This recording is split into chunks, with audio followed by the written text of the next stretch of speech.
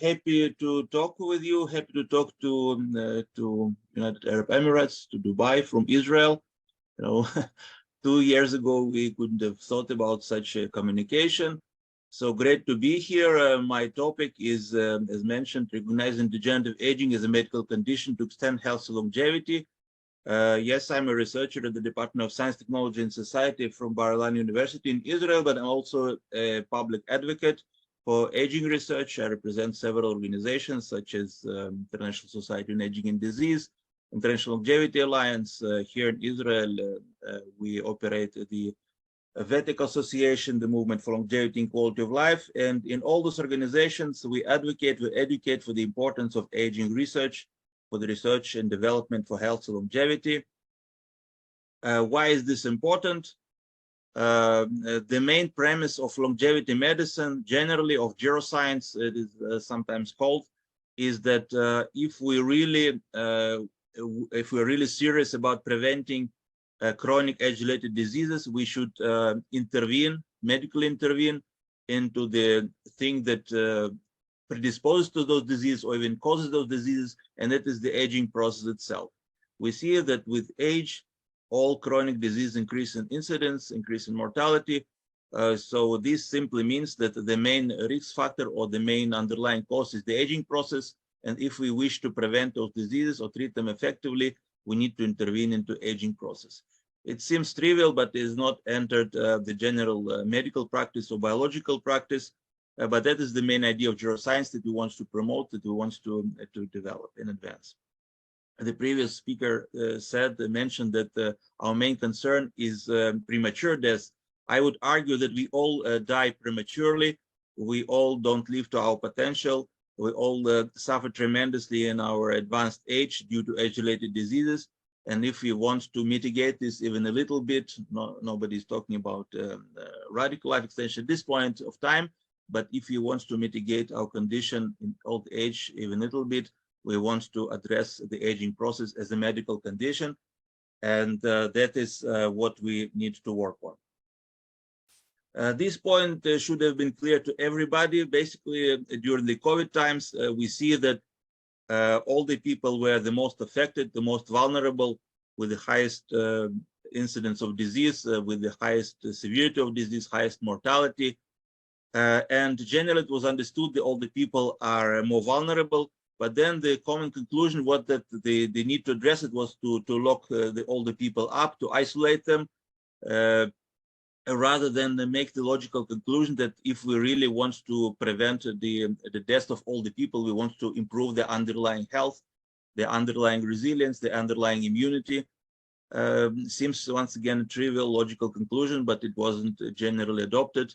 The virus itself was often considered as somehow separate from the age-related risk factors.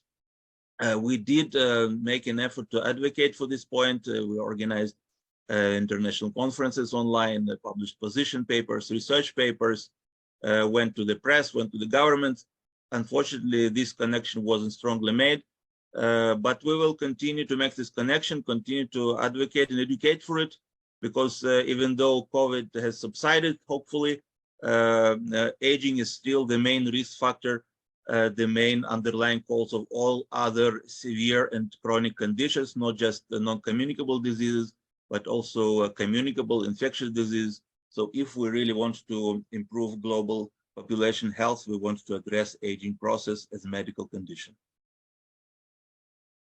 And I would further argue that because aging wasn't addressed sufficiently during the COVID period, we also didn't cope with COVID too well. We see that during the first 2 years of the COVID age, the life expectancy decreased by 2 years globally, almost by 2 years. This is the WHO data you don't hear about often, but that's a fact. The global life expectancy declined throughout the world, basically, with very rare exceptions. Also in the United Arab Emirates, it declines quite significantly, over 1 year of decline in life expectancy. And this is the first decline in life expectancy since the Second World War.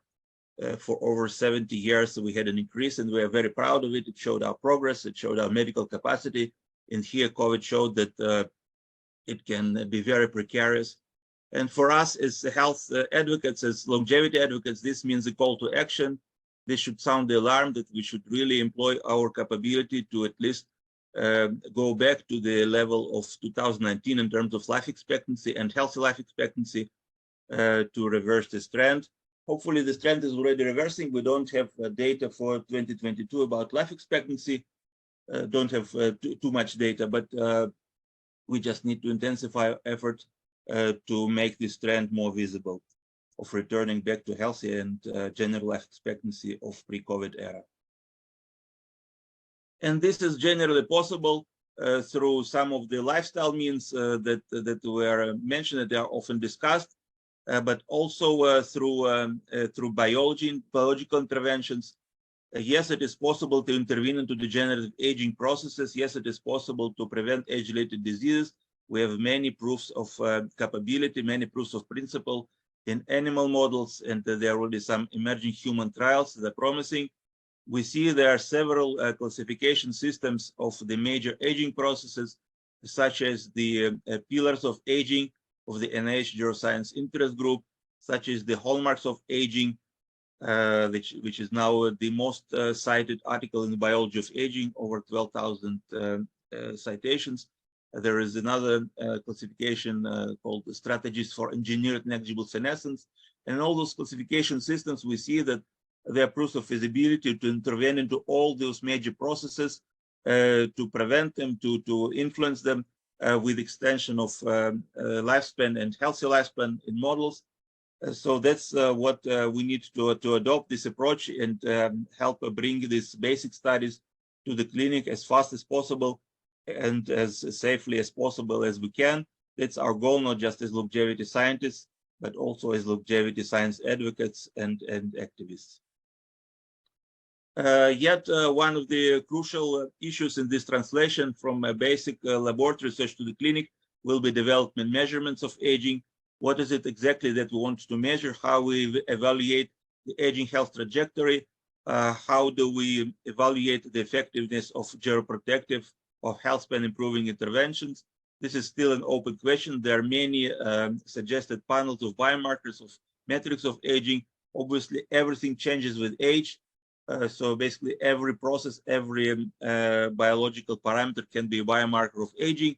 We need to establish the most informative, the most efficient and predictive and clinically useful biomarkers. That's one of the major tasks of health and longevity medicine or geroscience. Another crucial task is the task of integration. As I mentioned, there are several classification systems of the major aging processes, but these processes are often seen separately from each other. Of course, we need to integrate them all because, as it was said already in the 60s by one of the pioneers of gerontology, Alex Comfort, you cannot replace or rejuvenate one component in a circuit by forgetting that the other components are old. You know, you can blow the entire circuit if you proceed in this way. So we need to consider the entire aging system in its complexity and its wholeness. Very important to address the system holistically when we think about intervention into aging. But still, the main point remains that if we really want to prevent age-related disease, to extend our healthy lifespan, we want and need to intervene into the degenerative aging process as a medical condition.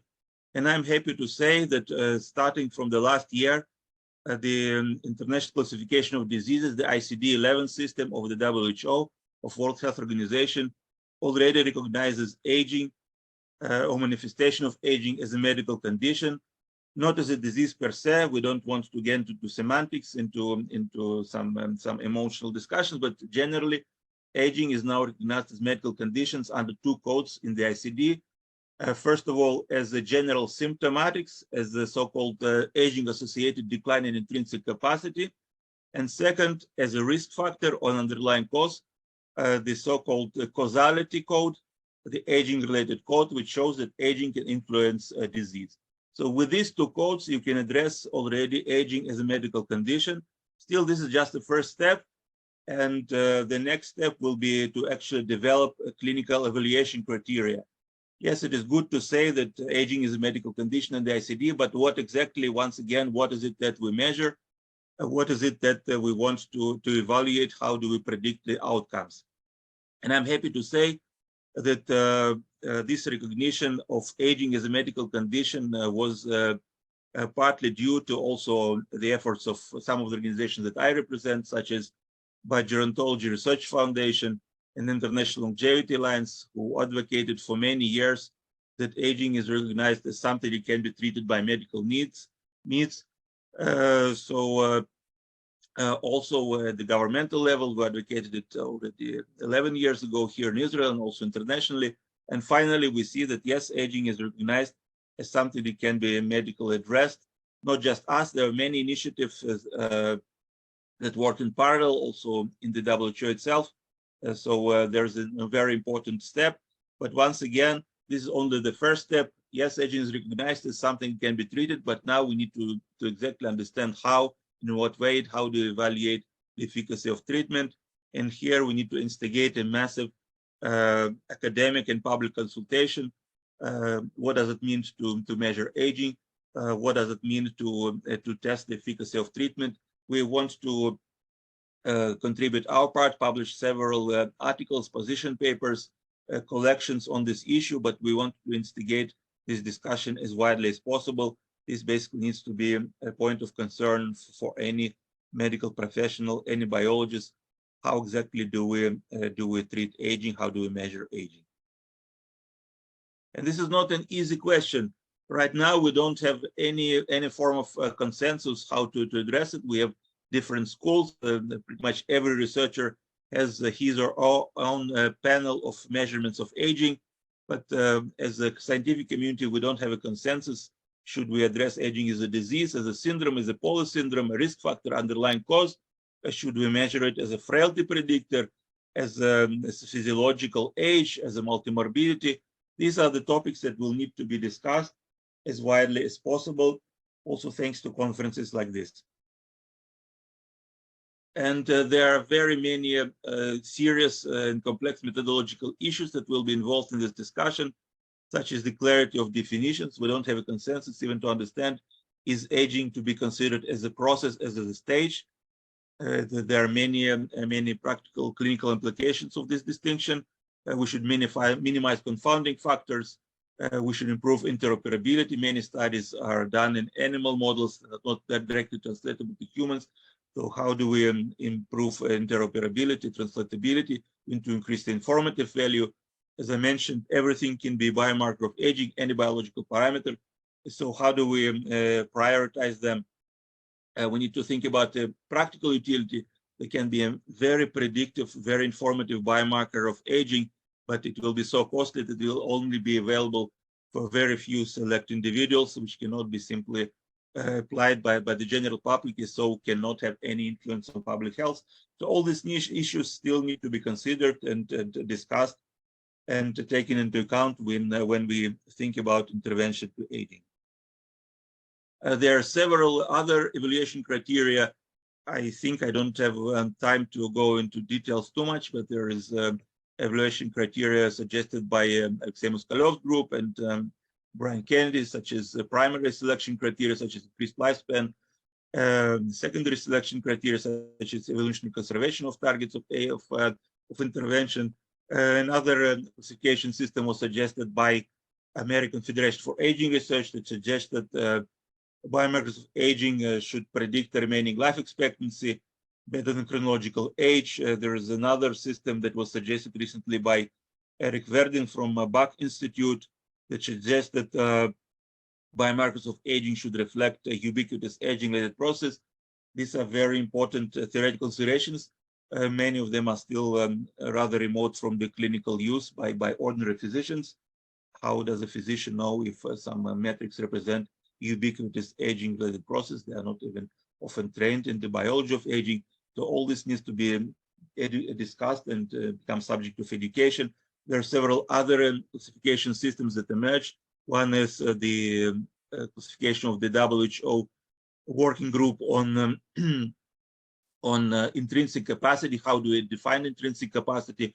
how do we define the improvement of intrinsic capacity and old age. Also provides the classification of the most popular measurements of old age that we now have, old age disability and disease that we now have. I personally would hope that some of our metrics would be more theory-based, such as to actually based on understanding what aging is. That way it will be easier to actually measure the process. Right now, it's more like a collection, a catalog of different things we can measure, rather than measurements that proceed from an exact theoretical definition. That there were several theories of aging already in the 1960s, such as the Strebler-Milvan theory of aging, basically increasing dysregulation due to decreasing function. All kinds of theory that we also want to employ in developing metrics of aging. But once again, that's one of the facets of the discussion. Right now, still the most practical approach to measuring aging is by proxy. We don't know how to measure aging per se, but we do know how to diagnose and measure particular disease such as cancer, diabetes. For that, we have clinical guidelines. So the idea was back in 2015 of Professor Nir Barzilai's group to measure multimorbidity as a proxy of aging. This approach was approved by the FDA as TAME, aging with metformin. So this is the kind of approach they also want to implement. And we also try to implement it in other frameworks here in Israel. We issued a call for proposals where I had the honor to write the main tasks called BIREX Aging, Britain-Israel Research and Academic Exchange Partnership on Aging. And there also we introduced this idea that we need to seek multimorbidity measurements as a proxy of aging-related decline.